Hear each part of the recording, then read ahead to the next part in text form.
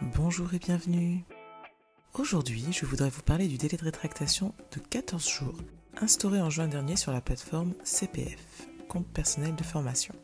Alors, ce délai de rétractation, pourquoi existe-t-il et quel est-il? D'un point de vue purement juridique, le délai de rétractation de 14 jours, ce n'est pas nouveau. Il s'applique à tous les achats en ligne notamment, sauf si vous y renoncez expressément pour être livré ou obtenir votre prestation rapidement par exemple. C'est le cas de beaucoup de sites en ligne qui vous proposent une prestation directement et qui sont obligés, pour pouvoir vous la proposer directement, de vous demander de renoncer expressément à votre délai de rétractation. Ce n'est pas le cas des boutiques en ligne, par exemple Amazon, vous avez encore un délai de rétractation dans le sens où vous pouvez renvoyer sous 30 jours par exemple. Il était donc tout à fait logique que cela commence à s'appliquer au CPF puisque vous achetez toutes vos formations via une plateforme en ligne. Même si la formation est présentielle, l'achat lui se passe bel et bien en ligne. Si vous êtes très motivé ou pressé pour votre formation, ce délai peut vous sembler superflu, voire gênant. Et peut-être que vous espérez pouvoir y renoncer. Je vous arrête tout de suite, ce n'est pas possible. Même si vous avez bien pris le temps de choisir votre formation, le centre dans lequel vous allez l'effectuer, vous allez devoir attendre ces 14 jours. Mais gardez à l'esprit qu'il s'agit aussi de vous protéger. Ces mesures, malheureusement, existent parce qu'il y a des abus. Il y a des précédents où les gens étaient poussés à la consommation et l'ont regretté presque aussitôt sans pouvoir y faire quoi que ce soit, y compris sur la plateforme CPF. Parfois, sans vouloir faire mal, certains organismes de formation ont pu pousser des gens à utiliser l'intégralité de leur solde de CPF pour une formation dans un domaine mineur pour eux, et quand les gens ont voulu faire une formation majeure, ils n'avaient plus ce solde disponible.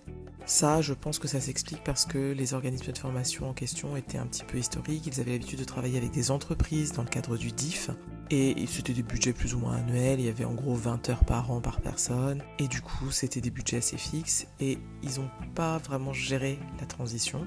Ils ont continué à travailler avec les particuliers comme ils le faisaient avec les entreprises. Or les particuliers, c'est pas du tout la même approche qu'une entreprise, c'est pas les mêmes budgets, et ils ont chacun des objectifs très différents. L'autre chose à retenir, c'est que c'est d'autant plus compliqué que ça se passe en ligne. Tout est dématérialisé et donc on ne sort pas d'argent concret. C'est d'autant plus vrai du CPF, qui est cette somme qui s'accumule un petit peu à côté et dont on n'a pas forcément l'impression qu'elle est réelle.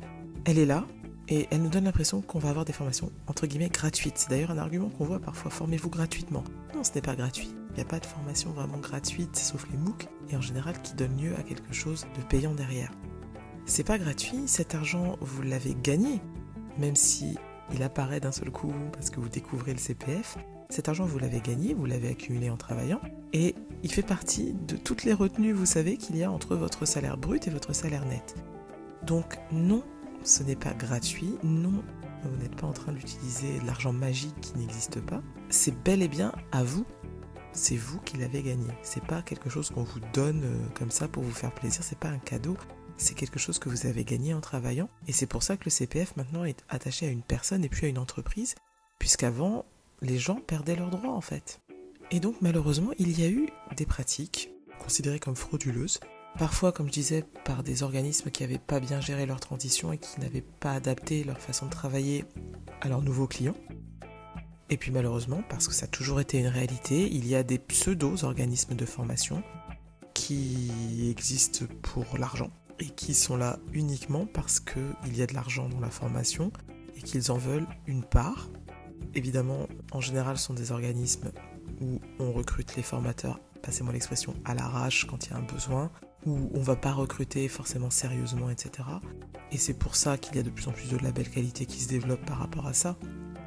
Ces organismes, qui ne sont donc pour moi pas des organismes de formation, ont pu vendre des formations qui ne correspondaient pas forcément à la recherche des gens, ont pu dire mais si c'est ça qu'il vous faut, forcer, et le fait qu'une fois que c'est validé, les gens ne pouvaient plus rien faire, ça a posé problème.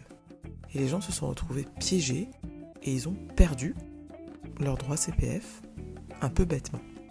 Et même si vous avez contacté votre centre de formation, même si vous savez que c'est tout à fait ce qu'il vous faut, même si vous savez que c'est exactement ça que vous voulez et que vous avez envie de commencer vite, dites-vous que ce délai de 2 semaines, il n'est pas gênant, il est plutôt avantageux.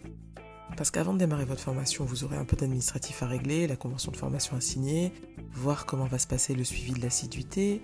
Vous allez peut-être avoir à vous poser des questions logistiques sur la planification des séances, le matériel pédagogique, comment vous allez vous connecter, est-ce que ça va se passer si c'est à distance sur Zoom ou sur une autre plateforme du même genre, qui sera votre formateur ou votre formatrice. comment contacter votre formateur, votre formatrice, comment contacter le centre de formation, est-ce que c'est la même personne que vous allez contacter à chaque fois, est-ce qu'il y a une personne dédiée selon vos questions. Donc il y a des choses à régler avant de se lancer quand même. Et si vous ne l'avez pas encore fait, c'est aussi le moment de poser des questions sur les contenus, les objectifs et les évaluations de votre formation. Et si pendant ces 15 jours les réponses ne viennent pas du tout, ou si elles ne vous satisfont pas, il est encore temps de modifier les choses et de dire non, moi ce que je voudrais c'est ça, ça et ça. Si l'organisme de formation vous dit ah oui c'est possible, on modifie, tout va bien, super.